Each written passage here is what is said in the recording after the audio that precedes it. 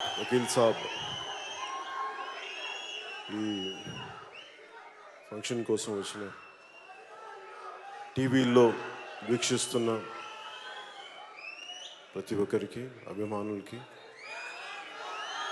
ఆడపడుచులకి, పెద్దలకి, ఈ ఆడిటోరియంలో ఉన్న అతిథులకి, పెద్దలకి, ఆడపడుచులకి, నాకు గుండె చప్పుళ్ళైన నా అభిమానులకి, ప్రతి ఒక్కరికి పేరు పేరున నా హృదయపూర్వక నమస్కారాలు. ఈ సినిమా ఫంక్షన్ చాలా సంవత్సరాలు అయిపోయింది కదా. ఇప్పుడు బండ్ల గణేష్ లాగా మనం మాట్లాడలేము. ఏదో పొలిటికల్ సభలు అయితే మాట్లాడచ్చు, కానీ ఇక్కడికి వచ్చి ఏం మాట్లాడమంటారు, కష్టంగా. నాకు 3 సంవత్సరాలు నేను సినిమా చేయలేదు అన్న భావన నాకు కలగలేదు. ఎప్పుడు నేను నా గుండె, నా మనస్సు మన దేశం కోసం, మీకోసం కొట్టుకుంటా తప్ప ఏ పని చేసినా, ఒక పుస్తకం చదివినా, ఒక వాక్యం రాసుకున్నా మన సమాజం కోసం, మన దేశం కోసం ఉంటుంది. కాబట్టి సినిమాల్లో నేను 3 సంవత్సరాలు నేను చేయలేదంటే నాకు అసలు అనిపించలేదు, నా కాలం అనిపించలేదు. అలాగే నేను ఇందాక మీరు ఇంటుంటేనే విన్నాను, సినిమా పరిశ్రమకు వచ్చి నేను 24 సంవత్సరాలు అయిందంటే కూడా నాకు తెలియట్లేదు. నాకు దిల్ రాజు గారు లాంటి వ్యక్తితోటి తెలుగు చిత్ర పరిశ్రమలో ఒక మహోన్నతమైన స్థానానికి వెళ్ళి చాలా అద్భుతమైన విజయాలు సాధించి, అలాంటి నిర్మాత నాతో సినిమా చేయడానికి నిజంగా నేను చాలా అదృష్టంగా భావిస్తున్నాను. ఎందుకు చెప్తున్నానంటే ఈ మాట, ఎప్పుడు నేను కళలు కనేవాళ్ళని చాలా ఇష్టపడతాను. నేను ఏదైనా సరే ఒక కళ కనాలి, ఇది నేను సాధిస్తాను, ఈ స్థాయికి వెళ్తాను. అది శేషేంద్ర గారు చెప్పినట్టుగా కలలు కను, కలలు కను, కలలు కను. నీ కళల్ని తొక్కుతూ నడుస్తున్న పాదాలని ఖండించే వరకు కలలు కను. అలా ఎన్నో కళలు కన్నారు ఆయన. ఎన్నో నా సినిమాలన్నీ దాదాపు ఆయన డిస్ట్రిబ్యూషన్ చేసి, సినిమా చేయకూడదు అనుకోలేదు, చేయాలనుకోలేదు. ఎప్పుడు మా ఇద్దరికి కలయిక ఎప్పుడు జరగలేదు. కానీ ఈ రకంగా వకీల్ సాబ్ ద్వారా జరగటం నాకు నిజంగా చాలా ఆనందంగా ఉంది. ఆయన లాంటి ఒక అద్భుతమైన నిర్మాతను ఇంకా ముందుగానే చేస్తుంటే చాలా బాగుండేది అనిపించింది. కానీ మనం మనస్ఫూర్తిగా చెప్తాను, మనస్ఫూర్తిగా చెప్తాను.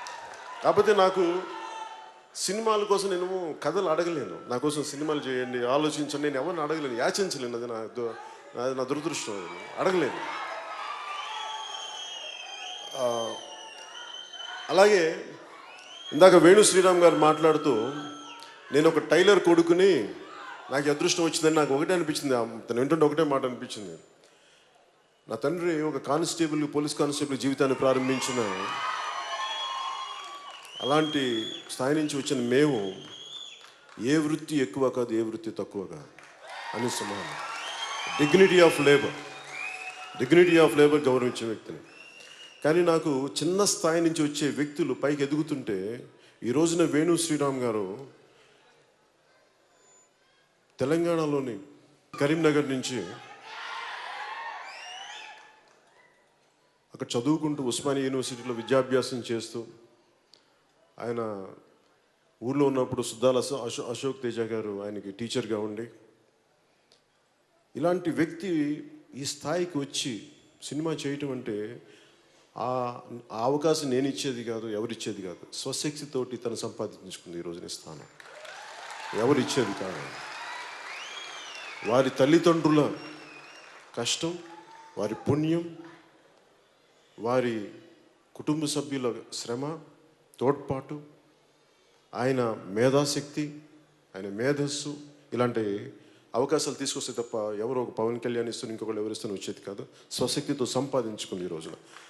ఇలాంటి ఒక చక్కని దర్శకుడి దగ్గర నేను చెప్తున్నాను మీకు ఈ రోజున, ఇలాంటి చక్కని దర్శకుడి దగ్గర నాకు నటించడం నేను అదృష్టంగా భావిస్తున్నాను. మనస్ఫూర్తిగా. అలాగే సినిమా చేయడానికి నేను ఎప్పుడు సినిమాలు చేయకూడదు అనుకోలేదు, నేను యాక్టరే కావాలనుకోలేదు. నేను సభలో కూడా చెప్పాను, నేను ఇప్పుడు నటుడు అవ్వాలనుకోలేదు. ఏదో నా పాటికి ఏదో ఒక చిన్న నేను త్రివిక్రమ్ గారికి నేను ఒక మాట చెప్తా ఉంటాను. నేను చాలా చిన్న జీవితం గడపాలనుకునేవాడిని. నన్ను ఎవరు గుర్తించకుండా ఒక చిన్న పర్ణశాలలో కూర్చొని ఒక జీవితం, ఒక చిన్నపాటి ఒక దిగువ మధ్య తరగతి జీవితం గడపాలి అని అనుకుని ఆశించేవాడిని. అది తప్ప నాకు అన్నీ తీరినాయి. అదొక్కటి నేను కోరుకునేది నా జీవితం జరగలేదు. నన్ను ఎవరు గుర్తించకూడదు, నన్ను ఎవరు చూడకూడదు అనుకుంటే అది తప్ప అన్నీ జరిగింది. త్రివిక్రమ్ గారు అన్నారు, ఈ జన్మకి ఇది మర్చిపోండి, మీకు చిన్న జీవితం రాదు, మర్చిపోను అని. ఇప్పుడు సెటిల్ అవ్వాల్సి వచ్చింది. అంటే నాకు నటుడు అవ్వాలని కూడా నేను అనుకోలే. కాకపోతే నేను ఏం కోరుకుంటానంటే సీఎం జరగాల పది మనం కోరుకుంటే వచ్చేది కాదు. మీ గుండెల్లో స్థానం సంపాదిస్తాను నేను కలగన్నానా? నా పని నేను చేసుకుంటూ వెళ్ళిపోయాను. సమాజం కోసం, దేశం కోసం మన పని మనం చేసుకుంటూ వెళ్ళిపోతాం. అది ఉన్నతమైన స్థానం ఇచ్చిన సంతోషం. మీ గుండెల్లో మించిన ఉన్నతమైన స్థానం నాకు ఏది ఎక్కువగా, దేని ముందు మీ గుండెలో ఉన్న ఉన్నత స్థానం అంటే మించింది ఏది లేదు. అంతే. దాంతోపాటు ఇదేనా వస్తే చూద్దాం అంతే తప్ప నేను దానికోసం వెంపర్లాడే వ్యక్తిని కాదు. ఏమి ఆశించకుండా నేను సమాజం కోసం పనిచేసే వ్యక్తిని, సమాజ హితం కోసం పనిచేసే వ్యక్తిని. సినిమాని కూడా అనేక సందర్భాల్లో కూడా చెప్పాను. నిన్న తిరుపతి మీటింగ్లో ఏదో మాట్లాడుతూ అక్కడ నేను ఒక బాలాజీ కాలనీలో అని చెప్పి అక్కడ నేను యోగాభ్యాసం చేసేవాడిని.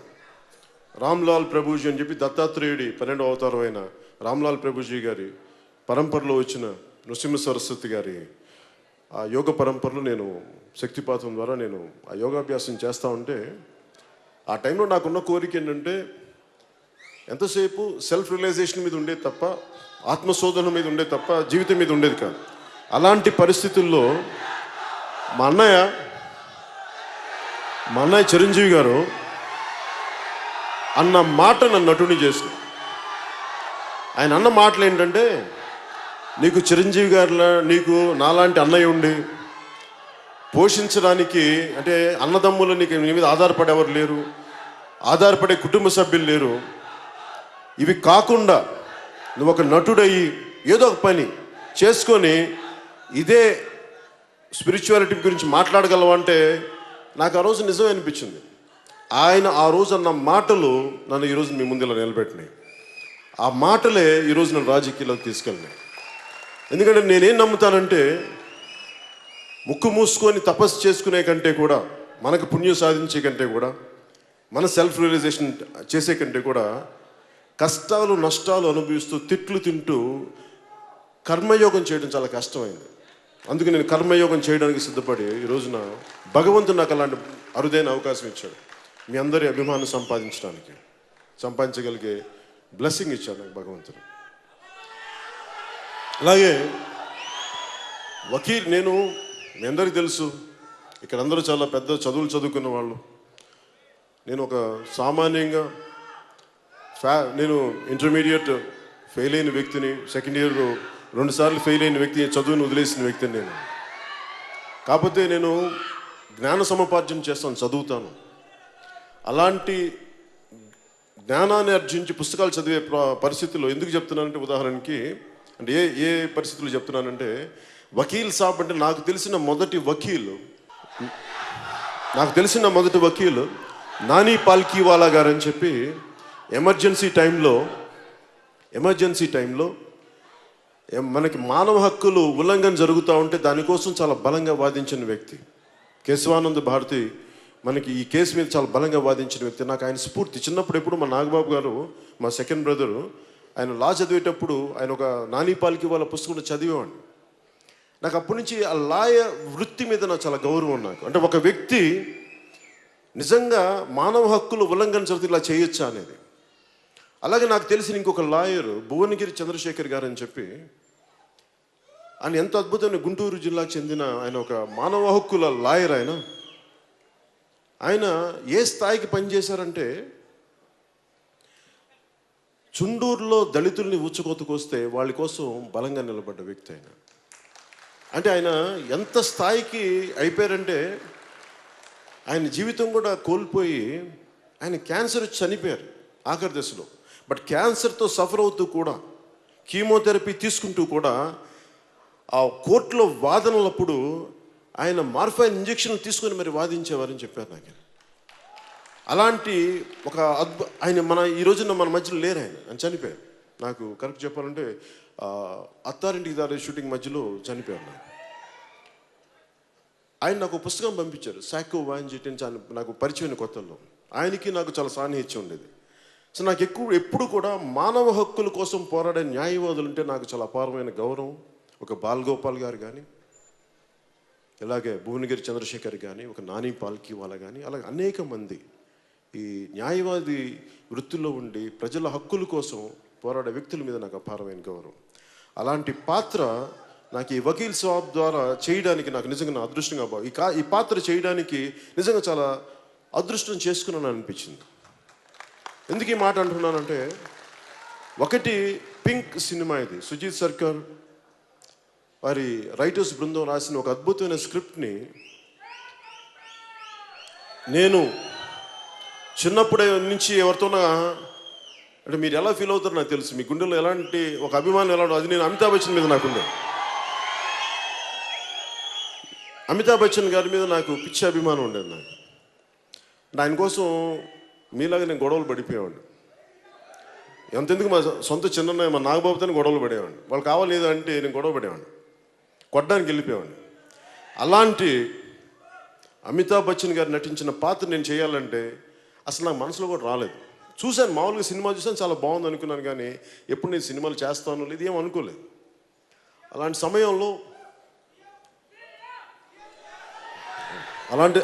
సమయంలో నాకు త్రివిక్రమ్ శ్రీనివాస్ గారు ఒకరోజు ఫోన్ చేసి, ఇట్లాగా దిల్ రాజు గారు ఈ సినిమా ఒకటి ఉంది పింక్ అనేదంటే తమిళ్లో కూడా తీశారంటే నేను చూశాను. ఆ ట్రైలర్ ఏదో చూసిన తర్వాత సినిమా కూడా చూశాను. నేను సినిమా అనేది నా ప్రతి సినిమాలో కూడా సామాజిక స్పృహని ఎంతో కొంత చూపించాలని తపన పడేవాడిని. కేవలం ఎంటర్టైన్మెంటే కాదు, కొంత సామాజిక స్పృహ. అంటే సినిమా అనేది చాలా విశిష్టమైనది, చాలా బలమైనది. అది అలాంటి కళ ద్వారా సామాజిక స్పృహని ఎంతో కొంత మనం ఒక కాపాడుకునే ఒక అంశాలు కానీ పెట్టగలిగితే మనం కొంత సమాజానికి మేలు చేసిన వాళ్ళు అవుతామని చెప్పి ఖుషీలో కానీ ఏ సినిమాలో కానీ మా మొదటి సినిమాల నుంచి ఆ పాటల రూపంలో పెట్టడానికి అది నా ఆకాంక్ష. అది ఏదో పంచుకోవాలని ఒక తపన నన్ను అలాంటి పాటలు చేయనిచ్చేది. ఐటమ్ సాంగ్ బదులు దేశభక్తి పాటలను కోరుకునేవాడిని. చాలామంది చిరాకు వచ్చేది నేనంటే, మంచి గ్లామర్ పాటలు చేయొచ్చు కదా అంటే, నాకు అలా ఏమో నాకు దేశం గురించి మాట్లాడడంతో తృప్తి ఐటమ్ సాంగ్స్లో చేస్తే నాకు ఎప్పుడు తృప్తి రాలేదు. ఐటమ్ సాంగ్స్ నేను తప్పని కూడా చెప్పను. నాకు చేయడానికి నా ప్రిఫరెన్స్ పేట్రియాటిక్ సాంగ్స్. మరి ఒక్కోసారి మరి ఎక్కువసార్లు మన హరీష్ శంకర్ కానీ గణేష్ గారిని ఇబ్బంది పెట్టి నన్ను ఆ కెవ్వు క్యాక్స్ పాట చేయించారు. ఆ పాట చేయడానికి చచ్చిపోయాను నేను, చేయలేక.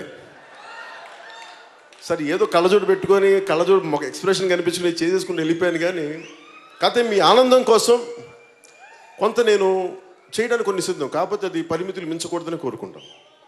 సో మళ్ళీ ఈ వకీల్ సాబ్ సినిమాకి వస్తే, ఈ వకీల్ సాబ్ సినిమా నేను అక్క చెల్లెళ్ళతో పెరిగిన వాడిని. మా చెల్లెలు ఇక్కడే ఉంది.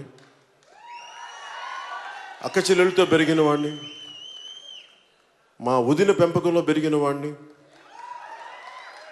మా తల్లి మా అమ్మ మా చిన్నమ్మలు వీళ్ళతోటి అత్యంత అన్యోన్యత మెలిగేవాడిని. ఎక్కువ మంది నా జీవితం చుట్టూ మా పెదనాన్న పిల్లలు కానీ నెల్లూరులో కానీ ఎక్కడైనా సరే నేను ఆడపడుచులు మా అక్కలు కానీ మా పిన్నులు కానీ మా అత్తలు కానీ నన్ను గుండెల్లో పెట్టుకుని పెట్టారు. వాళ్ళ మీద ప్రేమ నాకు ఎప్పుడు సినిమా పట్ల అంత గౌరవం. ఎందుకంటే స్త్రీ పాత్ర మీద నేను ఎప్పుడు కించపరిచే పద్ధతులు ఎందుకు చేయనంటే, నేను మా ఇంట్లో ప్రతి ఒక్కరు కూడా కలిసి ఒక కుటుంబంతో సినిమా చూడాలని కోరుకునేవాడిని నేను. అందుకనే సాధ్యమైనంత మేరకు కొంత అది విలువలనే పెద్ద పదం అంటే కూడా కొంచెం అందరూ ఆమోదయోగ్యంగా చూడాలి, అలాంటి సన్నివేశాలు ఉండాలని కోరుకునేవాడిని. అలాంటి నాకు ఈ వకీల్ సాబ్ సినిమా ముఖ్యంగా మా స్త్రీ శక్తికి, నేను పూజించే ఆదిశక్తికి గౌరవంగా నాకు, మా అక్కలకి, మా చెల్లెళ్ళకి, మా ఆడపడుచులకి, ఇక్కడ వేదిక పైన ఉన్న ప్రతి ఒక్కరికి, టీవీల్లో వీక్షిస్తున్న ఆడపడుచులందరికీ, తల్లులందరికీ, ఆడబిడ్డలందరికీ ఇది మా వంతు యజ్ఞంలో మీకు ఇచ్చే గౌరవంలో భాగంగా మేము సైతం ఒక చిన్న ఉడతా భక్తిగా మీరు మీరు చేస్తున్న త్యాగాలకి ఇది మా వంతు, ఇది ఒక కృషిగా మేము తెలియజేసుకుంటున్నాను. ఈ వకీల్ సాబ్ సినిమా ఆడబిడ్డల మాన ప్రాణ సంరక్షణ చాలా ముఖ్యం. ఈ దేశం బతకాలంటే భారత్ మాతాకి జై అంటే సరిపోద్దు. మన మాతల్ని, మన చెల్లెల్ని మనం కాపాడుకోలేని సమాజం మనకు ఉన్నప్పుడే మన భారత్ మాతాకి జై అనగలం తప్ప, సభల్లో భారత్ మాతాకి జై అని చెప్పి రోడ్డు మీద ఆడబిడ్డ వెళ్తూ ఉంటే ఏలేస్తే మన దానికి ప్రయోజనం ఏంటి? సో ఎంతో కొంత మనదైన వంతు కృషి చేయాలి. మనకి అక్కలు ఉన్నారు, మనకి చెల్లెలు ఉన్నారు, మనకి ఆడపడుచులు ఉన్నారు. స్త్రీ లేనిదే సృష్టి లేదు. అలాంటి స్త్రీకి గౌరవం ఇవ్వకపోతే ఎట్లా? అలాంటి ఒక చక్కని అలాంటి నిస్సహాయ పరిస్థితిలో చిక్కుకున్న ముగ్గురు వర్కింగ్ ఉమెన్ కథ ఇది. వాళ్ళు వెళ్ళి ఒక చోట చిక్కుకున్నప్పుడు వాళ్ళ మీద బ్లేమ్ పడితే వాళ్ళని ఆదుకునే ఒక లాయర్ క్యారెక్టర్ చేయడం నిజంగా నాకు అదృష్టంగా భావిస్తూ ఉన్నాను. ఆ ముగ్గురు అమ్మాయిలుగా అంజలి గారు, అనన్య గారు, నివేదిత థామస్ గారు చాలా అద్భుతంగా చేశారు. చాలా అద్భుతంగా ఫెంటాస్టిక్ బ్రిలియంట్ పెర్ఫార్మెన్సెస్ చేశారు. అన్ని సినిమాల్లో లాగా 2 డైలాగులు చెప్పి కట్టని కాదు, ఎంటైర్ సీన్. ఒక కోర్ట్ రూమ్ అంటే ఎంటైర్ సీను 6 కెమెరాలు పెట్టేసి ఒక నిజ జీవితంలో ఎలా వాదోపవాదాలు ఎలా జరుగుతాయి అలా చేసాం. ఇది కొంచెం నేను అన్ని సినిమాల కంటే కొంచెం ఎక్కువగా కష్టపడ్డాను ఈ సినిమా. ఎందుకంటే డైలాగులు నేర్చుకోవడానికి. సినిమా వదిలేసి కూడా మీరు చెప్పిన ఇందాక అందరూ చెప్తున్న 4 సంవత్సరాలు అయిపోయింది కాబట్టి కొంచెం డైలాగులు చెప్తుంటే మొత్తం డైలాగులు రాక కొంచెం భయం వేసింది. అందులో కొంచెం ఒళ్ళు దగ్గర పెట్టుకుని చేశాను ఈ సినిమా. ముఖ్యంగా ప్రతివాదు లాయర్గా ప్రకాష్ రాజ్ గారు నటించడం చాలా వన్నె తెచ్చింది ఈ సినిమాకి. అంటే ఎందుకు మన వేణుగారు ఎందుకు నందా పెట్టారంటే మనకి బద్రీలో ఉన్నది బాగుంటుంది అంటే నాకు ఫైన్, సంతోషం అనిపించింది. నిజంగా చెప్పాలంటే ప్రకాష్ రాజ్ గారు ఉండటం వల్ల నిజంగా ఒకసారి ఒక బలమైన నటుడు మనకి ఎదురుగా ఉంటే పెర్ఫార్మెన్స్ బెటర్ అవుతుంది. సో అలాగా నా పెర్ఫార్మెన్స్ బాగుండాలి, ఎన్ని చేయాలంటే దానికోసం కొన్ని ప్రత్యేకంగా దృష్టి పెట్టి ప్రకాష్ రాజ్ గారిని తీసుకురావడం నిజంగా ఆయనకి మనస్ఫూర్తిగా నేను ధన్యవాదాలు తెలియజేసుకున్నాను. అలాగే ప్రకాష్ రాజ్ గారికి నాకు కూడా మేము పొలిటికల్గా విభిన్నమైన దారుల్లో ఉండొచ్చేమో కానీ సినిమా పరంగా వచ్చేటికి మేమందరం ఒకటే. ఆ మధ్యన ఛానల్స్లో కూడా నన్ను ఏదన్నా మాట్లాడితే నాకేం ఇబ్బంది ఏమి ఉండదు, అది ఆయన అభిప్రాయం, నేను గౌరవిస్తాను. కానీ సినిమా పరంగా వచ్చినప్పుడు మటుకు నాకు చాలా ఇష్టమైనటువంటి ప్రకాష్ రాజ్ గారు, చాలా ఇష్టమైనటువంటి గొప్ప నటుడు. సుస్వాగతం, జల్సా తర్వాత నాకు ఈ సినిమా ద్వారా రావడం నిజంగా నాకు గుడుమ శంకర్ లేరు కదా, ఓకే, బద్రి. సో నాకు చాలా అదృష్టంగా భావిస్తాను. అలాగే తమన్ మీ గురించి మాట్లాడుతూ, తమన్ నాకు ఏ మేరా జహా అనే పాటకి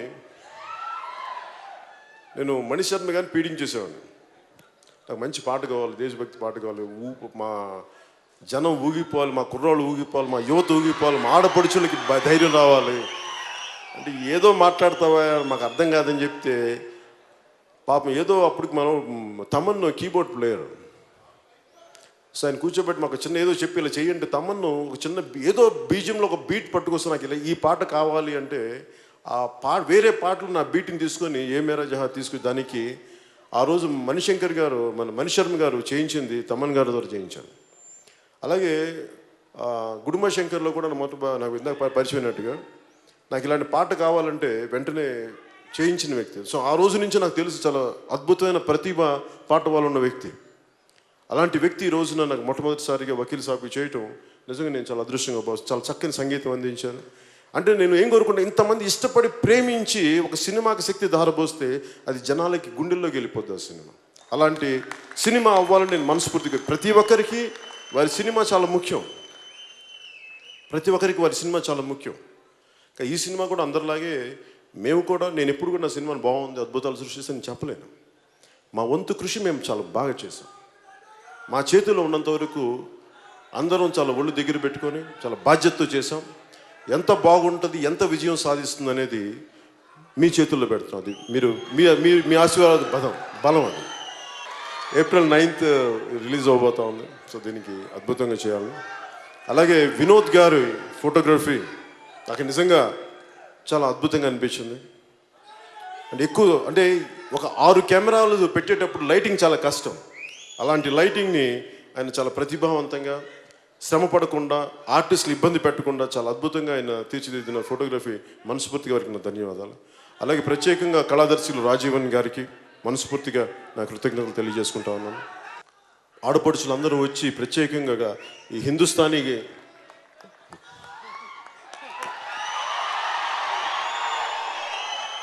వారందరికీ కూడా మనస్ఫూర్తిగా నా ధన్యవాదాలు తెలుపుకుంటా ఉన్నాను. నేను చాలా సంగీత ప్రియుడిని, నేను ఎక్కువ చెప్పకపోవచ్చేమో కానీ నేను చాలా సంగీత ప్రియుడిని. నేను జానీ అయిపోయిన ఖుషి అయిపోయిన తర్వాత చాలా కాలం సినిమాలు చేయలేదు.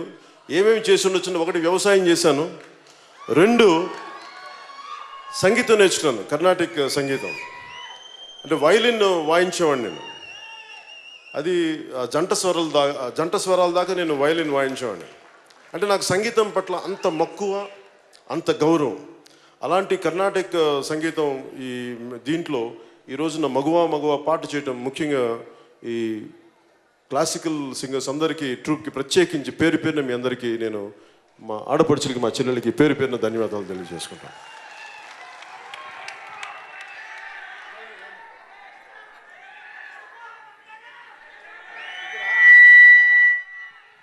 అలాగే శివమణి గారు నా అభిమాని. అంటే నేనంటే ఇంత ఇష్టం నాకు తెలియలేదు ఇప్పుడు దాకా. నన్ను పిలిచి డ్రమ్స్ వాయించే వరకు నాకు శివమణి గారు అంటే నాకు నిజంగా నాకు తెలీదు. ఈయన సాక్షాత్తు శివస్వరూపం. ఆయన శివుడి ఢమరకం ఎలా ఉద్భవిస్తో తెలియదు కానీ ఈయన చూస్తే ఆ శివనాథం అణువున ఈయన అణువు మొత్తం బయటకు వస్తూ ఉంటుంది, ఉద్భవిస్తూ ఉంటుంది. ఆ శివస్వరూపానికి, ఆ సరస్వతి స్వరూపానికి మనస్ఫూర్తిగా మీ అందరి తరపున నేను ధన్యవాదాలు తెలుపుకుంటాను. అలాగే ఈ సభని చాలా అత్యంత చాలా చక్కగా నడిపిన సుమ గారికి కూడా మనస్ఫూర్తిగా నా ధన్యవాదాలు తెలుపుకుంటూ, ఇక్కడ ముఖ్యంగా మీరు లేకపోతే పవన్ కళ్యాణ్ లేట్ గుర్తుపెట్టుకో. నేను మనస్ఫూర్తిగా చెప్తాను, నేను మిమ్మల్ని ఇంప్రెస్ చేయాలనో లేదు, నాకు అలాంటి కోరికలు ఎప్పుడు. నేను ఎందుకు నమ్ముతానంటే, సగటు ఏమాత్రం అండదండలు లేని వ్యక్తి, అలాంటి సమూహం నుంచి వచ్చిన వాడిని నేను. మీ గుండె చప్పుడు నేను అర్థం చేసుకునేవాడిని, మీ గుండెల్లో ప్రేమని గౌరవించేవాడిని, మీకోసం సినిమాల్లో ఒక ఆనందాన్ని ఇవ్వాలి అని పరితపించేవాడిని. కొన్నిసార్లు మీ ఆనందానికి తగ్గట్టుగా నేను సినిమాలు చేయలేకపోవచ్చేమో కానీ నా ప్రయత్నం లోపమైతే ఎప్పుడు ఉండదు. ఒకసారి భగవంతుడు కాలం మనం కరుణించదు. ఇప్పుడు కాలం కరుణించాలి, ఎక్కువ సినిమాలు చేయాలి. ఎందుకంటే ఇందాక బండ్ల గణేష్ చెప్పినట్టుగా నాకు చాలామంది పొగరు అనుకుంటాను. నన్ను అడగేది పొగరు నడుచుకుని వెళ్తే పొగరు ఎందుకు ఉంటుంది, ఏం చూసుకొని పొగరు ఉంటుంది? ఈ శరీరం నాదా పొగరు చూపించుకోవడానికి? పంచభూతాల నుంచి వచ్చిన ఈ శరీరం చూసి దేనికి పొగరు ఉంటుంది? తల్లిదండ్రుల నుంచి వచ్చిన శరీరం నేనేం తెచ్చుకున్నాను ఇక్కడి నుంచి? ఈ సక్సెస్ నాదా మీది? మీరు ఇచ్చిన సక్సెస్ని చూసి నాకెందుకు పొగరు ఉంటుంది? కాకపోతే ఎవరిని నేను ఎప్పుడు నా ప్రపంచంలో నేను బతుకుతాను. ఒకసారి నా ప్రపంచంలో నేను బతుకుతున్నప్పుడు మిగతా వాళ్ళకి పొగరులాగా అనిపిస్తుంది. నేనేం చేయలేను దాన్ని. పొగరంటే ఏంటంటే దారిని పోయి వెళ్ళేవాడిని కొట్టడం,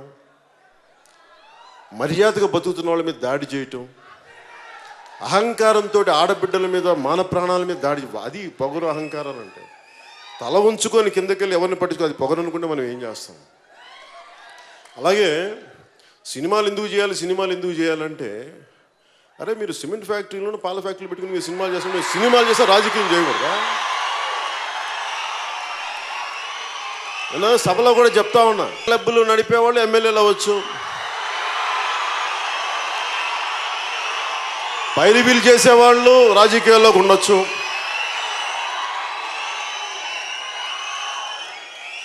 అసలు రాజకీయాల్లో చేసే వాళ్ళకి అత్యంత జీతం వచ్చేది ప్రధానమంత్రి గారికి 4 లక్షలు ఎంత వస్తుంట, చీఫ్ మినిస్టర్కి 1.5 lakh అండి మన శాలరీ అంతే. మరి 1.5 లక్ష 4 లక్షలు వచ్చే ఒక లక్ష లోపు వచ్చే ఎమ్మెల్యే పదవికి ఎందుకంత తప్పని పడిపోతారు? అంటే నేను ఒకటే చెప్పాను, సినిమాలు నేను అవినీతి అవినీతి చేయకుండా ఉండడానికి నేను సినిమాలు చేస్తున్నాను.